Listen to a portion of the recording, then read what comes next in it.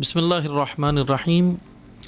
آپ کی خدمت میں ہم حاضر ہوئے ہیں۔ میں مختصر سا صرف آپ کی خدمت میں ایک اہم ترین موضوع کہہ لیں یا اہم ترین ایک ایشو ہے جو میں آپ کی خدمت میں بیان کرنا چاہوں گا۔ وہ حالیہ آپ نے دیکھا کہ ابھی گزشتہ اسی مہینے میں 8 مارچ خواتین مارچ کے عنوان سے یا یوم خواتین، عالمی یوم خواتین کے عنوان سے منایا جاتا ہے، اور پاکستان بھر میں اور پوری دنیا کے اندر یہ منایا گیا، اور فیمنزم کے عنوان سے اس کو منایا جاتا ہے۔ بس مختصر سا آپ کی خدمت میں 2 نکات عرض کروں گا، کیونکہ ایک ویڈیو ہماری اور تھی جس میں ہم پوری تفصیل کے ساتھ یہ بیان کر چکے ہیں کہ کس طرح فیمنزم کے پیچھے کیا مقاصد ہیں، کیا ہیں، کون لوگ ہیں، اور سیکولرزم ہے، سیکولرزم کیا چاہتا ہے، وہ ساری ہم بیان کر چکے ہیں۔ بس میں مختصر سا عالمی ادارہ ہے ایمنسٹی انٹرنیشنل، ایمنسٹی انٹرنیشنل کا دی اینڈ 2020 کر کے ایک ایجنڈا ہے، اس کے اندر انہوں نے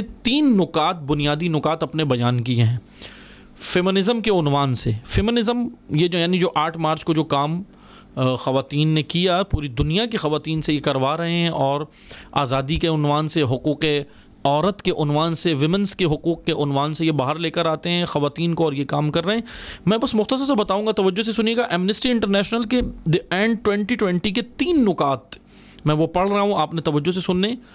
میں ان 3 نکات کو پیش کر رہا ہوں کہ اصل میں دیکھیں ان کا ایجنڈا کیا ہے، کیا چاہتے ہیں یہ، کیا واقعاً یہ لوگ خواتین کے حقوق سے مخلص ہیں، کیا واقعاً یہ خواتین پر جو بربریت اور ظلم جہاں بھی ہو رہا ہے، کیا یہ اس کو روکنے کے لیے باہر آتے ہیں فیمنزم کا نام لے کے، یا پھر اس کے پیچھے کوئی اور ان کے مقاصد، اغراض و مقاصد ہیں، کیا عوامل ان کے پیچھے کار فرما ہیں۔ اس میں سے بس توجہ سے سنیں کہ ایمنسٹی انٹرنیشنل نے دی اینڈ 2020 کے 3 نکات میں مختصر سے بیان کر رہا ہوں۔ پہلا نقطہ ان کا یہ ہے جو انہوں نے فیمنزم کے عنوان سے باقاعدہ خود اپنے ایجنڈے کے اندر پیش کیا، کہ اسقاط حمل کو اب یہ چاہیں گے کہ مثلا ٹھیک ہے فیمنزم کے عنوان سے یہ لوگ آ گئے 8 مارچ کو، ہم نے مثلا فرض کریں کہ اگر یہ واقعاً خواتین کے حقوق کے لیے آئے ہیں، ٹھیک ہے، خواتین آ گئیں اور انہوں نے جو ہے خواتین پر ظلم و بربریت جو ہو رہی ہے اس کے خلاف آواز اٹھائی، ٹھیک ہے، سب مان گئے۔ اب بتائیں گے چاہتے کیا ہیں، ٹھیک ہے، ان کا ایجنڈا کیا ہے، تو اس ایجنڈے کو میں آپ کی خدمت میں پڑھ رہا ہوں۔ پہلا یہ ہے کہ اسقاط حمل کو قانونی تحفظ دیا جائے اور پروموٹ کیا جائے۔ اسقاط حمل کیا ہے؟ ایبورشن، یعنی عورت حاملہ ہوتی ہے تو ہو جائے، زنا کرتی ہے تو کر لے، الیعوذ باللہ، معاذ اللہ وہ زنا کرے کسی کے بھی ساتھ۔ فیمنزم یہ کہتا ہے، فیمنزم کا ایمنسٹی انٹرنیشنل کا ایجنڈا یہ کہتا ہے کہ ٹھیک ہے وہ اس کو تعلقات بنانے کی آزادی ہونی چاہیے، کسی سے بھی تعلقات بنائیں، شوہر کے علاوہ وہ کہیں بھی تعلقات رکھے کسی کے بھی ساتھ، کوئی مسئلہ نہیں ہے، لیکن اگر اس کے زنا کرتی ہے کرے، لیکن ایبورشن کو پروموٹ کیا جائے، یعنی قانونی طور پر سارے ملکوں میں ایبورشن کو جرم نہیں، قانون قرار دیا جائے، قانون کے اندر قرار دیا جائے۔ ایک پہلا ان کا نقطہ یہ ہے۔ دوسرا، ہم جنس پرستی کو قانونی تحفظ دیا جائے۔ ایمنسٹی انٹرنیشنل کے ایجنڈے کے اندر یہ موجود ہے، فیمنزم کے، جو فیمنزم یہ چاہتی ہے، فیمنزم کے نام سے جو باہر آئے ہیں وہ یہ چاہتے ہیں۔ اب خواتین توجہ سے سنیں، غیرت مند خواتین توجہ سے سنیں، کیا وہ یہ چاہتی ہیں؟ وہ ان چیزوں کو چاہتی ہیں جو ان کے جھانسے میں آ کے 8 مارچ کو باہر نکل آتی ہیں فریڈم کے نام پہ؟ حالانکہ فریڈم نہیں ہے، فحاشی ہے، فحش ترین عورتیں ہیں یہ جو آپ کو باہر نکالنے کی کوششیں کر رہی ہیں، اور فحش ترین ان کے مقاصد ہیں، جس میں سے ایک یہ کہ ہم جنس پرستی کو قانونی تحفظ دیا جائے، یعنی ہم جنس پرستی، اور اس کے لیے انہوں نے ایک اور کام کیا ہے۔ ایک جانور ہے سور کی چربی، سور کا دودھ مختلف پروڈکٹ کے اندر انہوں نے ملانا شروع کیا ہے، ملا رہے ہیں، اور لوگوں کے جو ہے وہ یہ بہرحال یورپی ملک میں تو یہ لوگ استعمال کرتے ہیں باقاعدہ، مسلم ممالک اور دیگر ممالک، مشرقی ممالک کے اندر بھی یہ بھیج رہے ہیں وہ پروڈکٹ کہ ہم اس کو استعمال کریں، سور کی چربی اور سور کا دودھ۔ اب سور کو اللہ تعالیٰ نے، دین اسلام نے حرام قرار دیا اس جانور کو۔ اس کے اندر ایک میں بس مختصر سے بیان کروں میڈیکل کی رو سے، سور وہ جانور ہے کہ جو مثلا یہ کہہ لیں کہ بے غیرت جانور ہے، بے غیرت، جس کے اندر کوئی غیرت نہیں ہے۔ وہ کرتا یہ ہے، سور میل جب اپنی فیمیل کے ساتھ مباشرت کرتا ہے، نزدیکی کرتا ہے، تو پھر اس کے بعد یہ کیا کرتا ہے کہ خود بھی کرتا ہے اور اپنے دوستوں کو بھی دعوت دیتا ہے۔ ایک یہ کرتا ہے، اور دوسرا سور وہ واحد جانور ہے کوئی بھی جانور دنیا میں اللہ تعالیٰ نے ایسا پیدا نہیں کیا، لیکن سور ایک واحد وہ جانور ہے جو ہم جنس پرستی بھی کرتا ہے، باقی کوئی جانور نہیں کرتا، صرف سور کرتا ہے۔ اب سور کا یہ چربی اور یہ ساری چیزیں یہ پروڈکٹ میں ملا کے یہ پیش کر رہے ہیں، دے رہے ہیں، مختلف پروڈکٹ کے ذریعے یہ ہمارے جسموں کے اندر منتقل ہو رہی ہے، ہمارے جا رہی ہے، اور ہمارے اندر خدا نخواستہ بلکہ ہو رہی ہیں یہ صفات پیدا ہو رہی ہیں، بے غیرتی پیدا ہو رہی ہے، ہم جنس پرستی معاشرے میں عام ہو رہی ہے۔ اس کو یہ قانونی تحفظ دینا چاہتے ہیں، فیمنزم کے لیے جو باہر آتے ہیں ان کے ایجنڈے میں یہ شامل ہے۔ تیسرا، جن ممالک میں سزائے موت ہے اسے ختم کیا جائے، یعنی ان کے اوپر جو اگر کوئی کسی کے ساتھ ہم جنس پرستی کر لیتا ہے، کسی کے ساتھ کوئی اور کر لیتا ہے، ریپ ہو جاتا ہے، دیگر چیزیں ہو جاتی ہیں، یہ معاملات ہو جاتے ہیں، زنا ہوتا ہے، تو سزائے موت والا قانون ختم کیا جائے۔ یعنی یہ تینوں چیزیں دراصل اسلامی قانون کے مخالف ہیں، یہ ایجنڈا ان کا اسلامی قانون کے مخالف ہے۔ یو این او کے عورت مارچ کا ایجنڈا ایک اور میں پڑھ رہا ہوں، توجہ سے سنیے گا۔ یو این او کا عورت مارچ کا ایجنڈا 2030، عورت مارچ فیمنزم کا جو مارچ ہے یہ اس کا U N O United Nation کا جو ایجنڈا 2030 ہے، اس میں انہوں نے باقاعدہ خود کہا ہے، اپنے ایجنڈے میں رکھا ہے کہ دنیا کی آبادی کو کم ترین سطح پہ لانا ہمارا ہدف ہے۔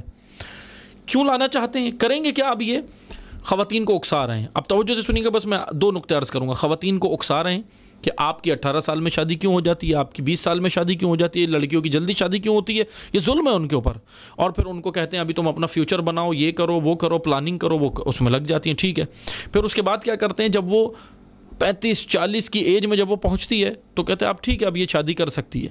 میڈیکل کی رو سے آپ معلومات کریں، ڈاکٹر حضرات بھی جانتے، دیگر میڈیکل کی رو سے جب یہ ایج اس کی اوور ایج ہوتی ہے تو پھر یہ بچے جننے کے قابل نہیں رہتی، اسقاط حمل اس کا مثلاً جو ہے یہ پریگننٹ ہونے کے اتنے زیادہ اس کے چانسز نہیں ہوتے، بہت کم رہتے ہیں۔ کیوں رہتے ہیں؟ کیونکہ ایک اللہ تعالیٰ نے ایک سلسلہ رکھا ہے، پروسیس رکھا ہے۔ جس ایج میں اسلام نے جلدی شادی کا حکم دیا، یہ اسلام کے خلاف یہ قانون لائے کہ شادی دیر سے ہونی چاہیے۔ اسلام نے بچہ گرانے سے منع کیا، اسقاط حمل سے، یہ قانون لا رہے ہیں کہ اسقاط حمل ہونا چاہیے۔ اسلام نے ہم جنس پرستی کو منع کیا، یہ قانون لا رہے ہیں کہ یہ ہم جنس پرستی ہونی چاہیے، قانونی۔ اسلام نے ایسی معاملات کے اوپر سزائے موت اور دیگر سزائیں رکھی، یہ سزائے موت کے خلاف قانون لا رہے ہیں۔ یہ بہرحال ان کا ایجنڈا ہے۔ بس توجہ سے سنیں، یہ کام پاکستان میں آج سے نہیں، میں یونیورسٹی کا نام لیے بغیر آپ کو یہ بتانا چاہوں گا کہ کراچی کی بڑی میڈیکل یونیورسٹی ہے، آج سے تقریباً 2 سے 3 سال پہلے، لگ بھگ بلا مغالطہ میں عرض کر رہا ہوں 2 سے 3 سال پہلے کی یہ بات ہے، کراچی کی بڑی میڈیکل یونیورسٹی کے اندر باقاعدہ پروگرام ہوا تھا۔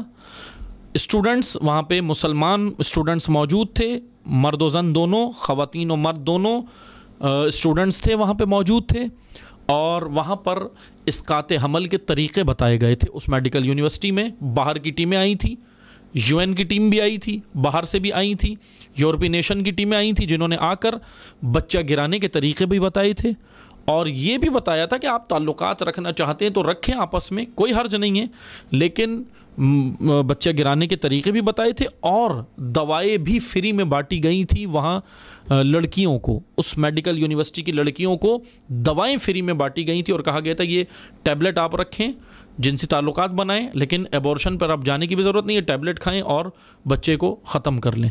بہرحال یہ خطرناک، خواتین اپنے مقام کو پہچانے، یہ عورت کا مقام نہیں ہے، عورت کو اس کے مقام سے گرانے کے لیے یہ فیمنزم مارچ ہو رہا ہے، عورت کی تذلیل ہے یہ مارچ۔ عورت کو اگر کوئی مقام دے سکتا ہے تو وہ اسلام نے دیا ہے۔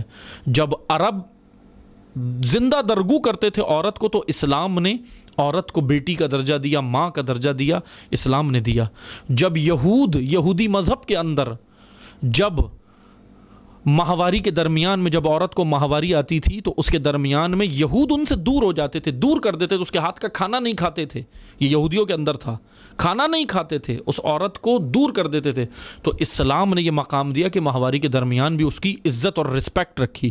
اسلام عورت کو مقام دیتا ہے، اعلیٰ مقام دیتا ہے۔ ان کے جھانسوں میں نہ آئیں، ان شیطانوں کو پہچانیں جو خواتین کو عریاں کرنا چاہتے ہیں، اور اسلام کے سائے میں آئیں، فاطمی، زینبی اور خدیجائی روپ اپنا اپنائیں کہ یہی عورت کا مقام اور مرتبہ ہے۔